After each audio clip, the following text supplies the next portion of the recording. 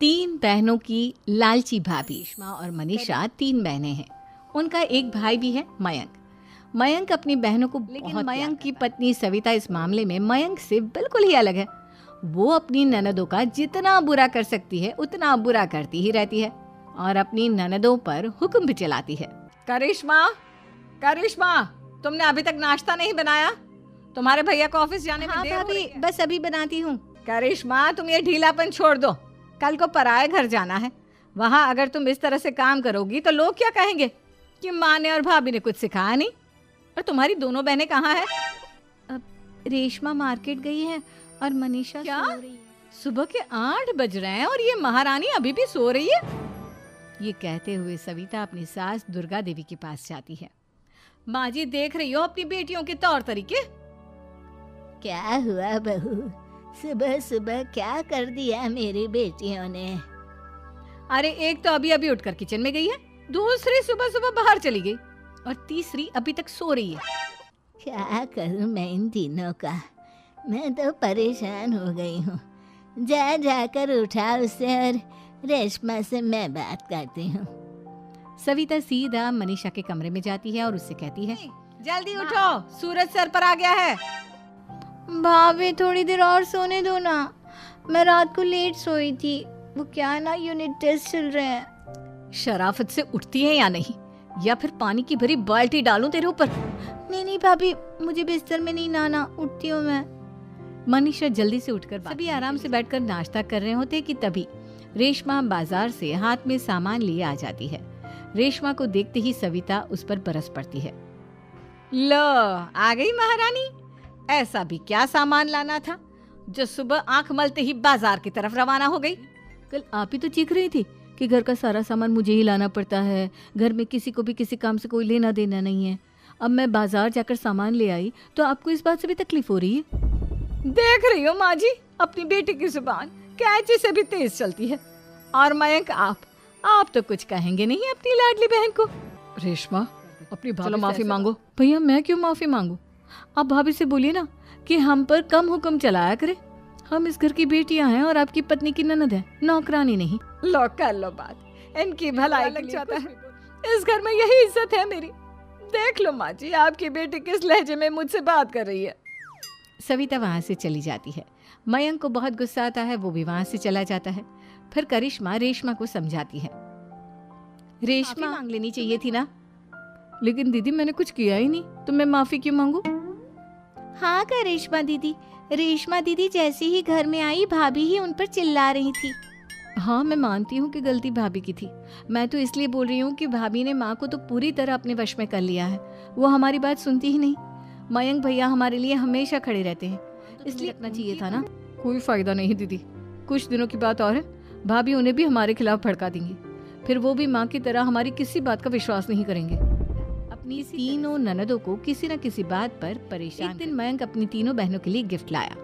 करिश्मा, ये तुम्हारे लिए हार का सेट। रेशमा, तुम्हारे लिए सुंदर सी ड्रेस। और मनीषा, तुम्हें किताबें लाया हूँ। थैंक यू भैया। थैंक यू भैया। थैंक यू भैया। करिश्मा, तुम्हारा नेकलेस कितना सुंदर है। ये भैया कहाँ से ले आए होंगे? मैंने भैया को 3 दिन पहले फोन पर ये डिजाइन दिखाया था और आज भैया ये ले आए। सविता तो अपनी ननदों के गिफ्ट्स देखकर जल गई और करिश्मा का नेकलेस तो उसे भी बहुत पसंद आया था। अपनी बहनों के लिए कितना अच्छा नेकलेस लेकर आए हैं, मुझे कभी कोई गिफ्ट नहीं दिया। मैं आज ही ये हार चुरा लूंगी। रात में सविता करिश्मा का हार चुरा लेती है और इसी तरह उसे अपनी ननदों की जो भी चीज अच्छी लगती वो उसे मांगती नहीं, बल्कि रात के अंधेरे तरह दिन बीतते गए और सविता ने मयंक के दिल में भी उसकी बहनों के लिए नफरत पैदा कर दी। एक दिन मयंक ने करिश्मा और रेशमा के लिए रिश्ता देखा और ये बात उसने घर में सबको बताई। माँ, करिश्मा और रेशमा के लिए बहुत अच्छा रिश्ता आया है। वो लोग कल इन्हें देखने आ रहे हैं। आप और सविता मिलकर शादी। ये सुनकर करिश्मा और रेशमा खुश हो जाती हैं, लेकिन सविता सोचती है, अगर इन दोनों बहनों की शादी हो गई तो घर और बाहर का काम कौन करेगा? मनीषा तो एक नंबर की कामचोर है, उससे तो किसी बात की उम्मीद लगाना ही बेकार है। मुझे इस शादी को रोकना होगा। अगले दिन सभी लड़के वालों के स्वागत की तैयारी करने में लगे होते हैं। तभी मयंक अपनी बहन। तैयार हो गई तुम दोनों? देखो, दोनों लड़के बहुत अच्छे हैं, मैं कोई कसर नहीं छोड़ना चाहता। इसलिए तुम उनके सामने अच्छे से बिहेव करना और अपनी भाभी से लड़ने मत लग जाना। करिश्मा, तुम वो नेकलेस पहन लो ना जो मैं तुम्हारे लिए लाया था। भैया मैं बहुत देर से वो नेकलेस ढूंढ रही हूँ लेकिन मुझे मिल ही नहीं रहा। तुमने नेकलेस खो दिया? तुम्हें पता भी है वो कितना महंगा था? तुम कोई काम ढंग से नहीं कर सकती। मयंक गुस्से में वहां से चला जाता है। थोड़ी देर बाद लड़के वाले भी आ जाते हैं वो और रिश्ता पक्का हो जाता है। लेकिन सविता के दिमाग में तो कुछ और ही खिचड़ी पक रही थी। वो पंडित जी के पास करिश्मा की कुंडली लेकर जाती है। करिश्मा की कुंडली बदलवा देती है। जब लड़के वालों के पास करिश्मा की कुंडली जाती है तो वो दुर्गा को फोन करते हैं। बहन जी, हमने करिश्मा की कुंडली अपने पंडित जी को दिखाई थी। आपकी बेटी की कुंडली नहीं बल्कि दोषों का पिटारा है। देखिए, मैं और मेरे पति इन सब बातों में बहुत विश्वास करते हैं, इसलिए हम आपकी बेटी से अपने बेटे की शादी नहीं करा सकते। इस तरह करिश्मा और सभी घर वालों को बहुत दुख होता है।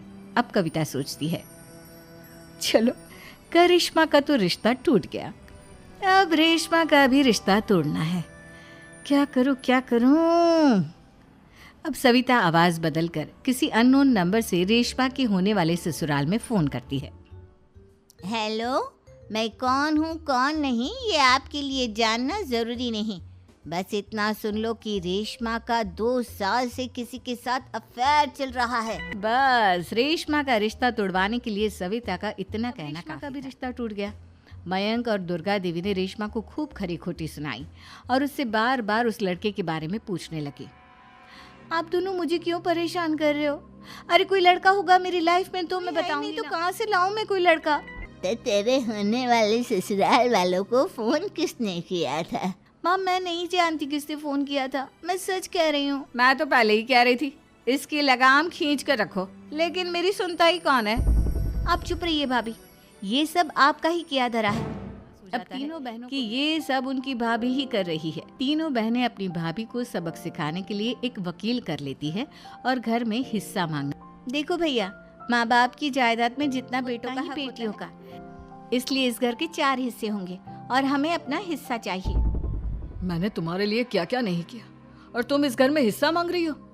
भैया, आप और माँ हम बहनों की कोई बात नहीं सुनते हो और भाभी हमारी शादी नहीं होने देगी क्योंकि उन्हें लगता है कि आप हमारी शादी में ज्यादा पैसा लगाओगे और उन्हें हम जैसी फ्री की नौकरानी कहाँ मिलेगी। तो हम बहनों को अपना हिस्सा चाहिए।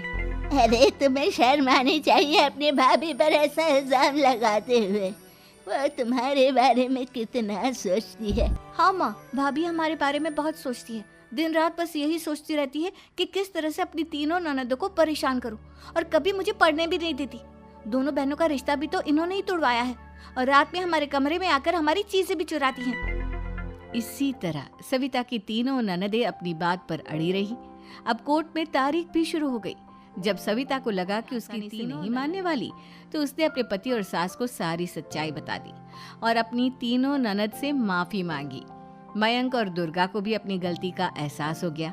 अब सविता खुद करिश्मा और रेशमा के लिए अच्छा रिश्ता ढूंढती है और उनकी शादी करवाती है।